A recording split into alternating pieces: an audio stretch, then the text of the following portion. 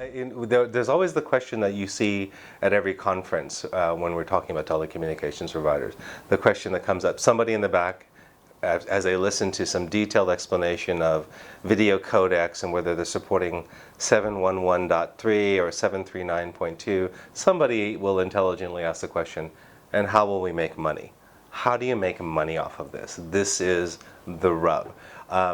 Somewhere between all of this infrastructure and all of this technology, and on the very other end of the scale, something like Yo messaging, somewhere in there is the correct answer, right? Somewhere in there, you have to solve a problem for a business user, for a consumer user. So we launched FuseMe.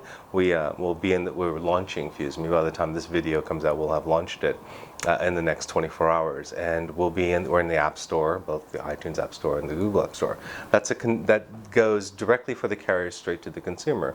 We've also launched at Mobile World Congress Forge. These are technologies, but very centered around a consumer interaction or a business-specific problem. Solve the problem, and the money will follow. If you're just inventing technology, then it's the field of dreams marketing. We'll build it, and hopefully somebody will come along. But if you can get $1 million for Yo, I would argue, and that does seem to solve a problem of awareness, at least within the millennials, then solving a problem seems to be the right approach. So whether we're talking about the client, where we have spent a lot of time in the marketing, not so much picking colors and designing the logo and all of that, but actually focusing on the use cases.